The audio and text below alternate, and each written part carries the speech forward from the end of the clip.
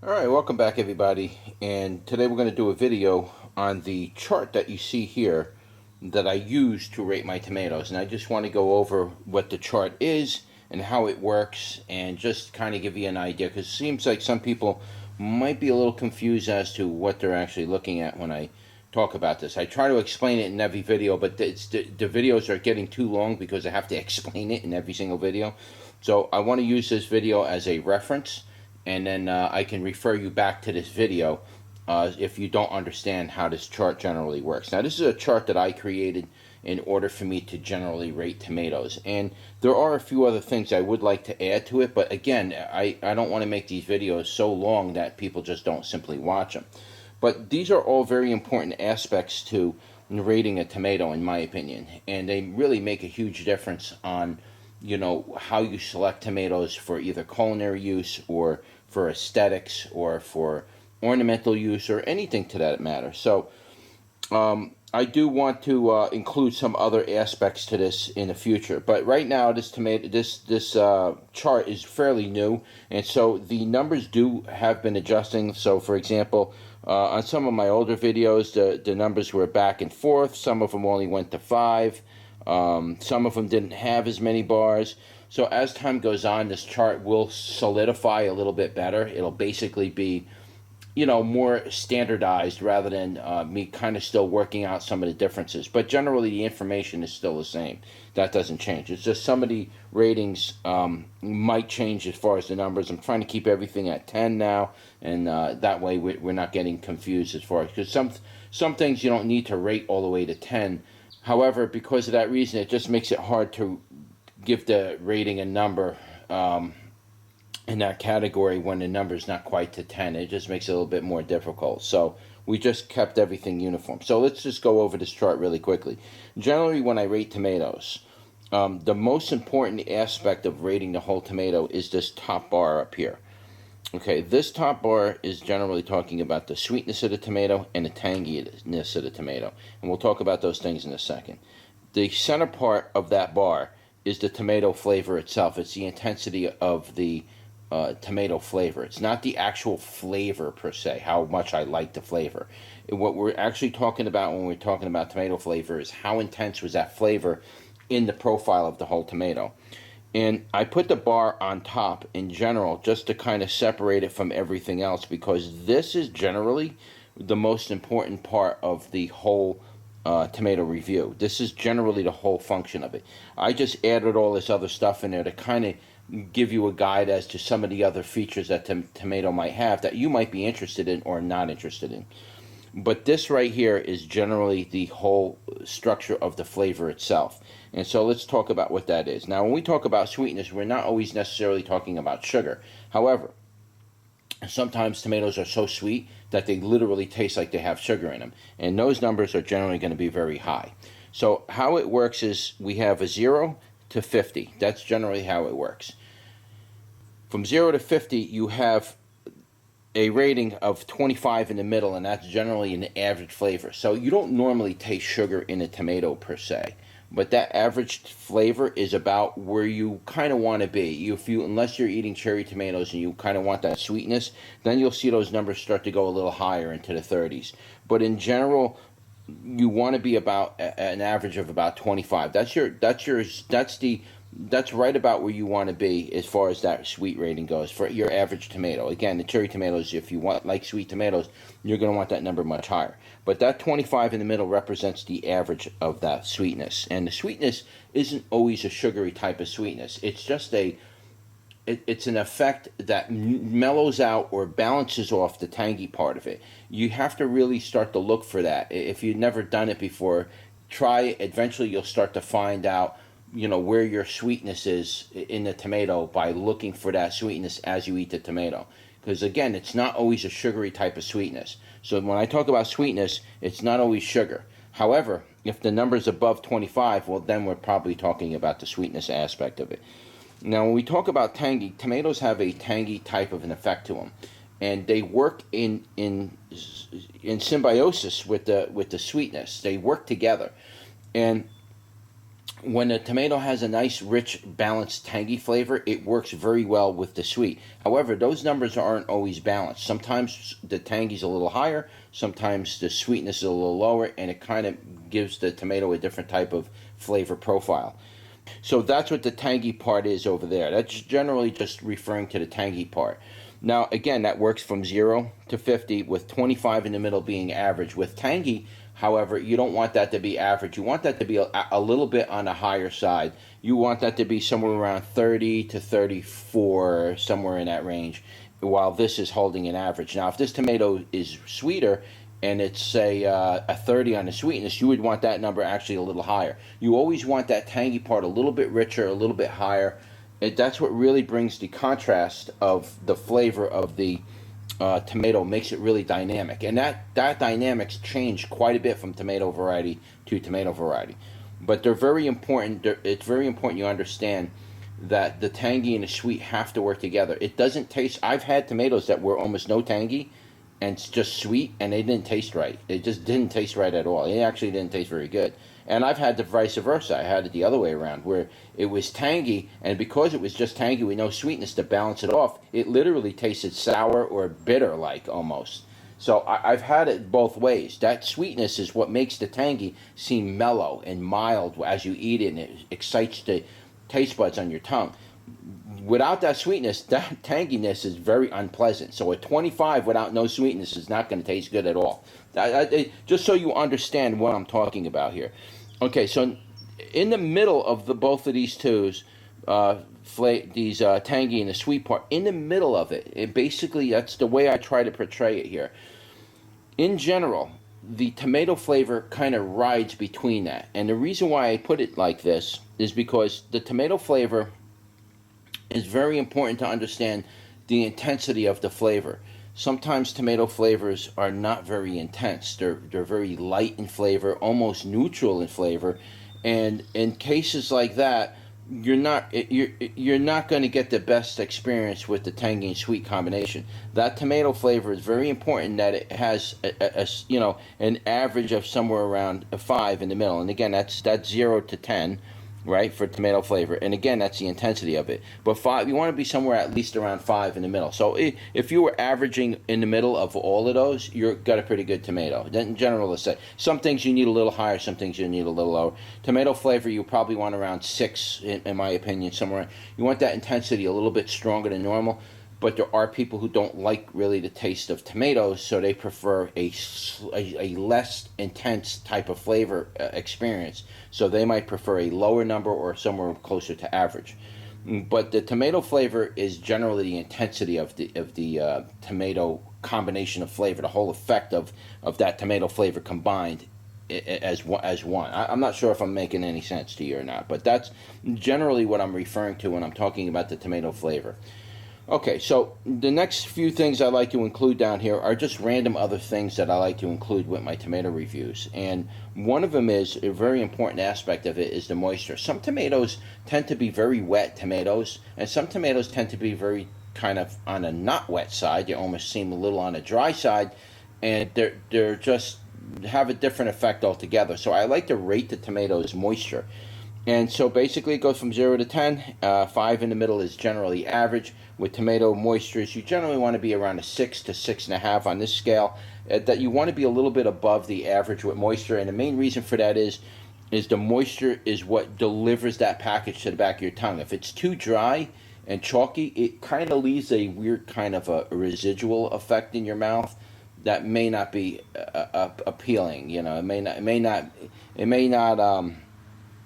it just may not be very, a pleasant experience, in my opinion. You need that moisture. So that's why I include that moisture in there. Now, is this guaranteed that every tomato is going to be like that when you grow it and the moisture level is going to be low or that number? It varies quite a bit. However, on average, when I give you that number, on average, and I tell you 6, you're more than likely your tomatoes are going to be kind of on the moist side, just so you know. Okay, and we talk about tardy and sour. Again, it's 0 to 10. 5 in the middle is average. When we're talking about tardy or sour, we're generally referring to a very strange effect that sometimes tomatoes get. Maybe some of you have never had it before because you mostly buy commercial tomatoes from the store, you haven't tried very many varieties, but I've literally grown probably close to 1,000 varieties of tomatoes in my lifetime. And having been growing that many tomatoes, I've come across tomatoes that have a tardy and or sour effect to it. And some of that effect is caused by by the tangy being average or above average and extremely low sweetness, and then you start to get this bitter or tardy or sour effect. However, I've had it where they were balanced and you still get the tardy effect, so that's why I separate that. But what it is like if you ever put your tongue on a lemon and you kind of let that tardiness go to your back of your tongue, you start to feel right behind your lower jaw. You'll start to feel your glands, your saliva glands start to squeeze. And when you get that effect from it, that's generally what I'm referring to when it comes to tardy or sour. But it's important that you understand that sometimes tomatoes do this.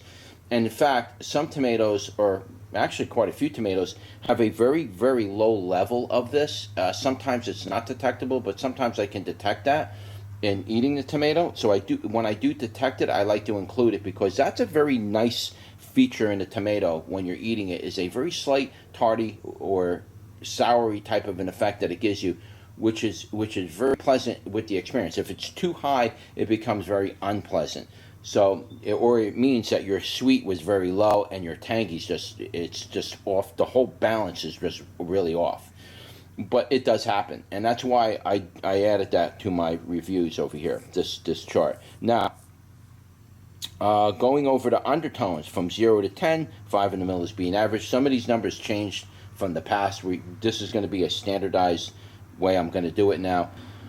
When we talk about undertones, tomato flavors itself have the tomato flavor and the characteristics of the flavor profile of that tomato variety in and of itself. However, sometimes above and beyond that tomato flavor profile, you have what's known as undertones. You'll get these little either berry undertones or sometimes even carrot type undertones to it, or earthy tones, or even like off-putting sort of musky type of undertones that are more associated with wild tomatoes. All these little undertones are detectable, and they range. This chart used to range from 0 to 5 because it's really not that much of a number to go that high. You're never going to see a 10 with undertones. However, I have had tomatoes that were quite high, all the way to the top of the chart. With undertones, you generally don't want to see an average of about 5. Same thing with the tardy, actually. You don't want to see that average of about 5. You generally want that number relatively pretty low. You don't want to see anything really more than a 1. However, sometimes these undertones are strong enough to actually carry those numbers up, getting closer to 5 and 10 even, though I just put 10 in there. Now, I might even take out the average off of these two because there is no average on these. You just generally want these numbers somewhere around a 1 or a 2. You don't want them any higher than that. Any higher than that, it's not going to be right. Sometimes these undertones are actually quite desirable in certain tomato varieties. They got like a berry effect, or they sometimes taste like an apple or cherry, or they pick up these banana flavors I've had. All kinds of weird kinds of undertones that I've had with tomato varieties. So that's why I've included undertones with it. Now, let's talk about texture. Texture is 0 to 10. 5 is would be in the middle. In fact, with these two here, I'm gonna white those out and take them off of there. With texture, you're gonna have an average somewhere around 5. That's a standard, like, commercialized variety of tomato. When we're talking about texture in general, we're talking about the effect you get in your mouth when you eat a tomato. A perfect texture in general is going to, it's just the flesh of the tomato is going to be firm, but yet soft enough for it to break up in your mouth. It's not too soft, and it's going to break up with the skins in general, and the whole effect of the texture is going to be very smooth, a very nice effect. It's going to chew up with the rest of your food very well, and it's just going to give you a perfect type of an experience. The most commercial tomato varieties are going to give you a very high rating in texture. That's mostly what tomatoes are bred for commercially, is that texture effect, because a lot of people have problems with texture when it comes to tomatoes. They get grossed out, kind of feel slimy to them, or dry or chalky, and they get a bad experience. They don't like tomatoes anymore. So commercial tomatoes are meant to meet the demand of even the most demanding people who want a perfect texture every time. Some examples of texture that could be bad or very low rating in texture. In general, low rating textures are stuff, I mention this quite often. Low rating textures in tomatoes are tomatoes that tend to be chalky in effect. They feel kind of chalky, meaning if you ever put like a powder in your mouth feels dry and caked up and everything. It gives you a weird kind of an effect in your mouth. That's what I'm referring to, chalky. Also, you got tomato textures that they generally tend to be grainy. You can actually feel the grains in the tomato texture itself. The grains seem like they tend to want to separate from other parts of the flesh, and you get this grainy effect. I personally don't like it. You also get tomatoes that are generally creamy. So they get ripe and then they get really creamy. Those kind of tomatoes I do not desire for fresh eating. I don't mind them in sauce because once it turns to sauce, well, it doesn't matter anymore. Most of the time that breaks down. Though the grainy effect inside these tomatoes sometimes doesn't break down and it transcends into the sauce as far as texture goes, which is something I'm also not a fan of. But those are some examples of what texture is and what I'm referring to. Generally, like store-bought commercial grade tomatoes would have a very high texture of like 9 or a 10. The average tomato you're going to grow in your garden, you're probably going to be somewhere around 5 or 6. You want to be somewhere in that 5 or 6 range for texture, for a perfect texture for home gardeners. But in general, the textures for commercial grade tomatoes are a 10. So that's a good way for you to gauge what I'm talking about when we're talking about texture. Tomato on a vine, Campari tomatoes, any of those kind of tomatoes will give you an idea as to what I'm talking about as far as texture. And you want to know what a perfect texture is. That's generally what those tomatoes are, and why they are is because they breed them that way. We'll also added production to this list and to give you an idea on how productive that variety is. Now, this production is it's ambiguous, mainly because if you get wiped out with blight early in the season, well, you're not going to see the real true production of that variety. You may have to grow that variety 3 or 4 times, 3 or 4 years in a row, and grown in different areas of your yard to find out the true level of production. Plus, your variety needs to, if you just bought brand new seed, you're going to need to climatize that seed variety to your environment before you can actually see the true production. So it is a little bit ambiguous, though I try to give you an idea on what you're going to see out of production off of that variety. And generally, I try to shoot for somewhere around 5 most of the time. Even if it is a little on the low production, I'm still going to tell you it's around 5, mainly because it might be a first year grow for me. It didn't climatize, got hit with blight, it rained for 3 weeks in a row, it wiped out most of my thing. There's so many things that can affect production, it's ridiculous. However, some varieties are very productive even above and beyond all of those problems. So I do make that a point to talk about, and I will bring that stuff up in my reviews. Now, we're talking about skins. Generally with skins, when we talk about skins, we're talking about the toughness of the skins. Some tomato skins break up really easy with your meal as you chew them up and everything.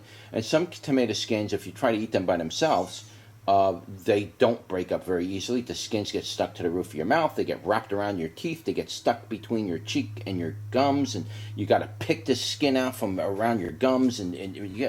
Sometimes these skins can really be, an irritation. And some tomatoes are really bad with that, and other skins break up perfectly. And so, generally, when we talk about skins, the higher the rating, the better the skin broke up with the tomato, right?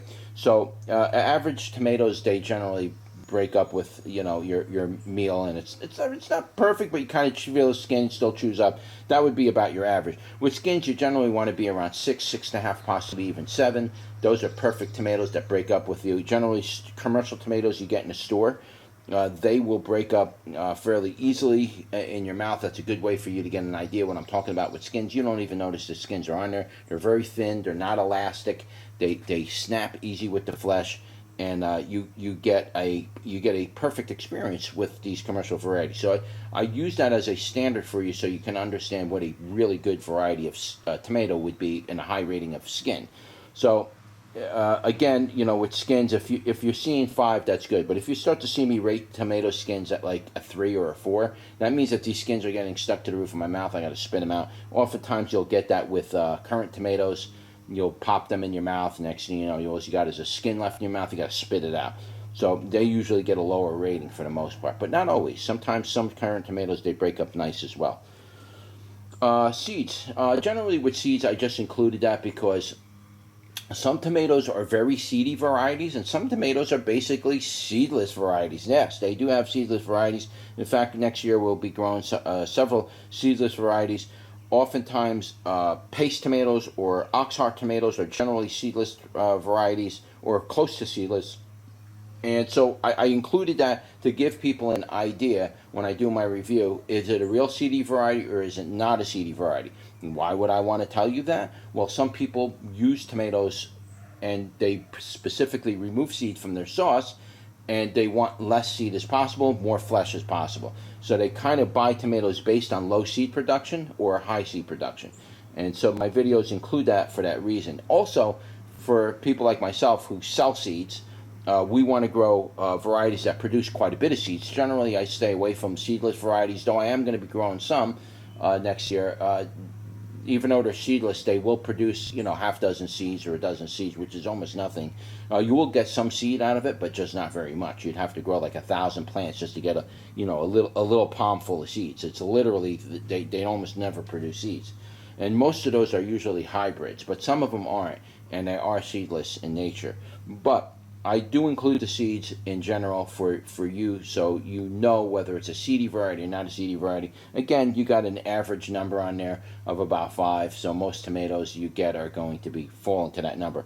But some of the oxheart and paste tomatoes, those numbers are going to be actually lower numbers. So the higher number, the number 10, would be very seedy, and the lower number would be lower seedy.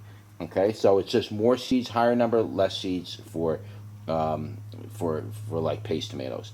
And then last but not least, I give you my overall rating, which is very subjective, to be honest with you. It's just my opinion as to how I'm rating the tomato that year. The reason why I do that is a lot of people ask me, how do you rate your tomato? How do you rate your tomato? How do you rate your tomato? Can you do tomato rating your best, your worst tomato for the year? And I will work on doing that. The only reason why I veer away from that is because people are looking for the magic number or the magic tomato so they can grow next year. And I don't want to lead people on to like, oh, White Queen is the magic tomato of the year and you need to grow that next year. I don't want to lead people on to doing that. I want you to make your decisions based on what I'm saying from all these other measurements. However, I do include a tomato, my opinion on a tomato as far as the whole thing, which is in general, when I rate a tomato, all of these things generally take effect, plus some other factors which aren't included on here.